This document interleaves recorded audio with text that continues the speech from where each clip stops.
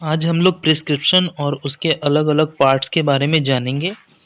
पहले ये जानते हैं कि प्रिस्क्रिप्शन क्या है, यानी कि इसका डेफिनेशन क्या है। प्रिस्क्रिप्शन एक लिखा हुआ इंस्ट्रक्शन है, जिसमें मेडिसिन के बारे में लिखा रहता है और ये लिखा जाता है फिजिशियन के द्वारा। फिजिशियन आप कह सकते हैं या फिर रजिस्टर्ड मेडिकल प्रैक्टिशनर आप इसे कह सकते हैं। ये एक लिंक है रजिस्टर्ड मेडिसिनल प्रैक्टिशनर, जिसे कि डॉक्टर भी कहा जाता है, और फार्मासिस्ट के बीच। आप इसे इस तरह से समझिए कि अगर किसी मरीज को दवा चाहिए तो वो उसे डॉक्टर दे नहीं सकता, फिजिशियन उसे दे नहीं सकता, या रजिस्टर्ड मेडिकल प्रैक्टिशनर उसे दवा दे नहीं सकता। वह दवा को लिखकर पर्ची में दे सकता है और दवा उसे मिलेगी फार्मासिस्ट के द्वारा ही, यानी कि बिना फार्मासिस्ट का मरीज को दवा मिल ही नहीं सकता। ये नियम के खिलाफ है और इसलिए यहाँ पर फार्मासिस्ट का रोल इम्पोर्टेंट हो जाता है। और सब जो भी फार्मासिस्ट हैं, चाहे वो डी फार्मा कर रहे हो या बी फार्मा कर रहे हो, वे इस वैल्यू को समझ नहीं पाते, क्योंकि आपका रोल बहुत बड़ा है और बिना आपके दुकान के या बिना आपके मेडिकल स्टोर के किसी भी मरीज को दवा मिल नहीं सकती। अगर आप अपना प्रैक्टिस, जो दवा की पर्ची पढ़ना है और मैं जो भी पेशेंट है उसकी काउंसलिंग करना है, अच्छे से करते हैं, तो आप एक अच्छा इनकम प्राप्त करने के साथ साथ अच्छे और ईमानदारी से इज्जत के साथ ज़िंदगी जी सकते हैं। इसलिए आप जो पढ़ाई कर रहे हैं उस पे गर्व कीजिए और उसकी प्रैक्टिस को पूरी ईमानदारी से कीजिए, आप बहुत आगे जाएंगे। चलिए बात करते हैं प्रिस्क्रिप्शन की। जो बात हो रही है, प्रिस्क्रिप्शन जो है प्रिस्क्रिप्टस वर्ड से बना है और लैटिन में प्रिस्क्रिप्टस इसे कहते हैं, और जिसका अर्थ होता है बिफोर राइटिंग। और साथ ही साथ आपको ये भी जानना है कि प्रिस्क्रिप्शन जो है उसमें बहुत सारे जो भी टर्म यूज़ किए जाते हैं वो लैटिन भाषा में यूज़ किए जाते हैं। ये तो बात हो गई प्रिस्क्रिप्शन के बारे में, उसके डेफिनेशन के बारे में। अब बात करते हैं कि प्रिस्क्रिप्शन में कितने पार्ट्स होते हैं। प्रिस्क्रिप्शन में कुल मिलाकर 9 पार्ट होते हैं और सभी के बारे में एक एक करके जानते हैं। पहला टॉपिक है ऑफिस इंफॉर्मेशन, यानी कि इंफॉर्मेशन जो जुड़ा है डॉक्टर के ऑफिस से।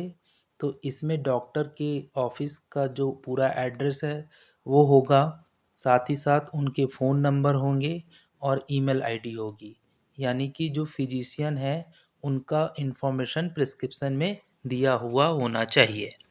इसके साथ साथ प्रिस्क्रिप्शन का नंबर भी वहाँ पर लिखा हुआ होना चाहिए। दूसरा है डेट ऑफ प्रिस्क्रिप्शन। ये एक इम्पॉर्टेंट पार्ट है, क्योंकि जो डेट पर मरीज को दवा प्रिस्क्राइब की जाती है वह ज़रूरी नहीं कि अगले महीने उसी तरह की दवा उस मरीज को दी जाए।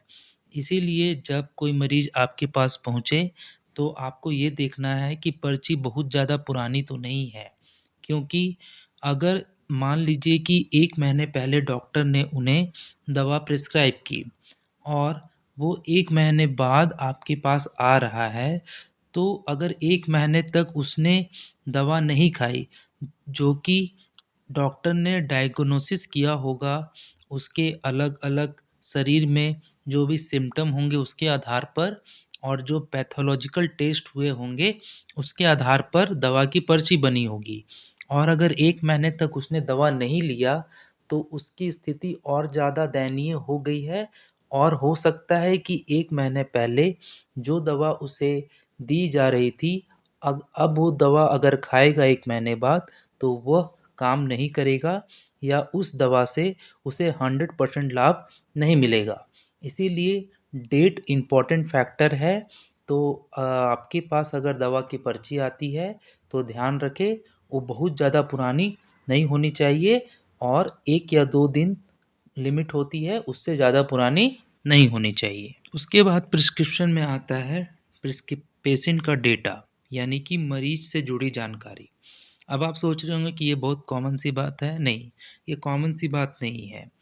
मरीज का जो डेटा है उससे जो डॉक्टर होते हैं या मेडिकल प्रैक्टिशनर होते हैं, उसमें उन्हें उसके एज के बारे में पता चलता है, वेट के बारे में पता चलता है, जेंडर के बारे में पता चलता है और एड्रेस के बारे में पता चलता है। ये सारी चीज़ें प्रिस्क्रिप्शन को लिखने में और बीमारी को डायग्नोसिस करने में बहुत ज़्यादा उपयोगी होती है। इसीलिए ये सारा इन्फॉर्मेशन प्रिस्क्रिप्शन में दिया हुआ होता है।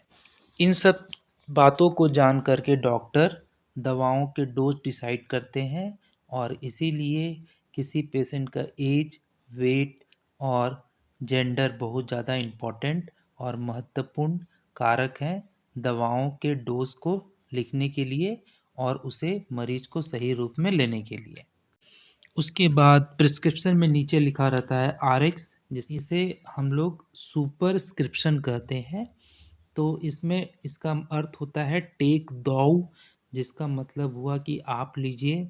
इसका एक और अर्थ होता है कि ये जुपिटर साइन है, यानी कि जुपिटर जो है वो गॉड है जो कि हीलिंग करते हैं। हीलिंग का अर्थ है बीमारी को ठीक करना। तो इसका दो अर्थ है जो कि कॉमनली अगर एग्ज़ाम में आया तो आप इसे लिख सकते हैं। उसके बाद आता है इनस्क्रिप्शन, यानी कि मेडिकेशन, जहाँ पर दवाइयों के नाम और उसके डोज लिखे हुए होते हैं। दवा यहाँ पर या तो ऑफिशियल के रूप में या नॉन ऑफिशियल फॉर्मूलेशन के रूप में लिखी जाती है। ऑफिशियल प्रिपरेशन का एग्जांपल हुआ जैसे पिप्राजिन, सिट्राजिन, एलिक्सर, आईपी। और नॉन ऑफिशियल का मतलब हुआ कि डायरेक्ट ब्रांड नेम से दवाइयाँ जो हैं लिख दी जाती हैं, जिससे आसानी से आप उस दवा को पहचान सकते हैं। उसके बाद का पार्ट है सब्सक्रिप्शन। यहाँ पर फार्मासिस्ट के लिए इंस्ट्रक्शन दिया जाता है कि डोज किस तरह से तैयार करनी है, किस तरह से पीसेस करनी है, डोज का यूनिट कितना है और अमाउंट कितना है। ये सारी जानकारी सब्सक्रिप्शन वाले भाग में लिखी रहती है। 7 नंबर पार्ट है सिग्नेचुरा। इसमें जो है कोड लिखा रहा है, कोड लिखा रहता है दवाई के डोज को लेने का, जैसे कि TID 3 times in a day, BID 2 times in a day, OD 1 day. तो इस तरह के जो सिंबल हैं वो लिखे रहते हैं सिग्नेचर के फॉर्म में। इसके अलावा SOS भी लिखा रहता है, जिसका अर्थ होता है ज़रूरत के अकॉर्डिंग, आपको ज़रूरत है तब आप उसे ले सकते हैं। उसके बाद 8वां नंबर पार्ट है कि कब इसे आपको दोबारा आना है डॉक्टर के पास, यानी कि रिन्यूअल इंस्ट्रक्शन दिया रहता है। और 9वें नंबर जो कि अंतिम भाग है, वहाँ पर जिन्होंने आपको दवा प्रिस्क्राइब की है, यानी जिन डॉक्टर ने आपको ये दवा दी है, उनका सिग्नेचर और उनका रजिस्ट्रेशन नंबर होता है। उम्मीद है आपको ये समझ में आया होगा।